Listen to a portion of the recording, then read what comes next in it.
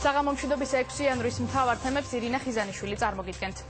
საქართველოს და განა ეს ორი ქვეყანა მიიღებს მილენიუმის დახმარებას 2011 წელს 1000 წლების გამოწვევის ბორდის გადაწყვეტილებით ამ ქვეყნებმა დაფინანსებული პროექტები წარმატებით განახორციელეს. ამიტომ მათთვის 350 მილიონი დოლარი გამოიყოფა. ტექნოლოგიური უნივერსიტეტის მშენებლობა და ინფრასტრუქტურის განვითარება თბილისსა და ბათუმში ამ პროექტებს მოხმარდება ჩარიცხული მილიონები.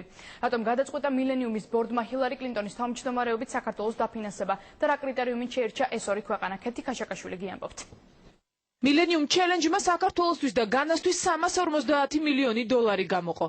საქართველო ერთადერთი ქვეყანაა მსოფლიოში, რომელიც მილენიუმის დახმარებას მეორედ იღებს.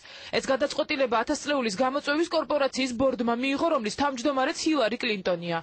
საქართველოში ამ გადაწყვეტილების მიზეზებზე საუბრობენ და ამბობენ, რომ საქართველოს პირველი კომპაქტის ფარგლებში ყველა პროექტი დათქმულ ვადაში წარმატებით განახორციელა. დაფინანსებისას მნიშვნელობა მიენიჭება საქართველოს დემოკრატიული რეფორმების გატარებით მიღებულ პროგრესს და სოციალური კეთილდღეობის ზრდას. ამერიკის შეერთებული შტატები კმაყოფილია იმ შედეგებით, რომლებიც წინა დაფინანსების შედეგად მივიღეთ. კორპორაციის დირექტორთა საბჭომ საქართველოს განაცხადის განხილვისას რამდენიმე კრიტერიუმით ხელმძღვანელა. ეს არის საქართველოს პოლიტიკა, ქვეყნის მიმართება სამართლიანი მმართველობისადმი, საქართველოს მთავრობის უნარი, ინვესტიციების მოზიდვასთან დაკავშირებით და ეკონომიკური პოლიტიკა. ადრე გამოყოფილი 395 მილიონი სწორი მიმართულებით დაიხარჯა. ეს ძირითადად გამოწვეული იყო პირველი კომპაქტის მე ვთქვა ძალიან წარმატებული განხორციელებით, აგრეთვე ამის საფუძველი არის საქართველოს როგორც ქვეყნის წარმატება, რაც აღინიშნება კორუფციის დაბალი დონე და კორუფციისთან ბრძოლა და სხვა პოლიტიკურ-ეკონომიკური მიღწევები. უკვე გადაწყვეტილია რას მოხმარდება თანხა, რომელიც მილენიუმმა საქართველოსთვის გამოყო. ამ თანხას თბილისი, ბათუმში ტექნოლოგიური უნივერსიტეტის მშენებლობისა და ინფრასტრუქტურული პროექტებისთვის გამოიყენებს. ჯერჯერობით არის ძალიან უხეში გათვლები, დაჯდება რამოდენიმე 10 მილიონი დოლარი, 40-50 მილიონი დოლარი და ალბათ თვითონ ეს უნივერსიტეტი, ეს არის საქართველოს მთავრობის იდეა, შემდეგ უკვე მაშინების შემდეგ გადაეცემა მართვაში მსოფლიოს მოწინავე უნივერსიტეტს. მილენიუმის პროექტის მონაწილე 16 ქვეყნიდან დახმარება მხოლოდ ორმა მიიღო, საქართველომ და განამ. 1000 წლების გამოწვევის კორპორაციის ბორდი ქვეყნების შერჩევის 3 ძირითად კრიტერიუმს ეყრდნობოდა.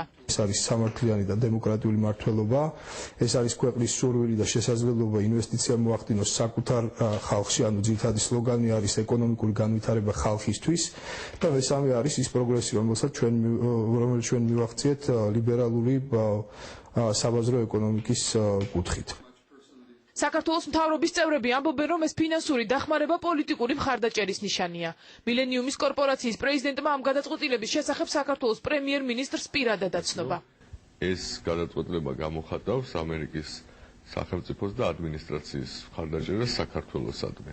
იმ ფონზე კიდევ, როდესაც მომავალ წლებში ამერიკის სახელმწიფო ბიუჯეტი უნდა, ასე ვთქვათ, შემცირდეს, ასეთი მრავალმილიონიანი ტრანშის დამტკიცება საქართველოსთვის არის ძალიან დიდი მხარდაჭერის გამოხატულება. საქართველოს პრეზიდენტი მილენიუმის კორპორაციის ხელმძღვანელს ვაშინგტონში ზუსტად 3 თვის წინ შეხვდა. მოგვიანებით შეხვედრები შედგა პრემიერ-მინისტრსა და მილენიუმის კორპორაციას შორის. ამ შეხვედრებზე მილენიუმის პრეზიდენტმა რამდენჯერმე აღნიშნა, რომ საქართველო 1000 წლების წარმატებული პროგრამის მაგალითია. მილენიუმის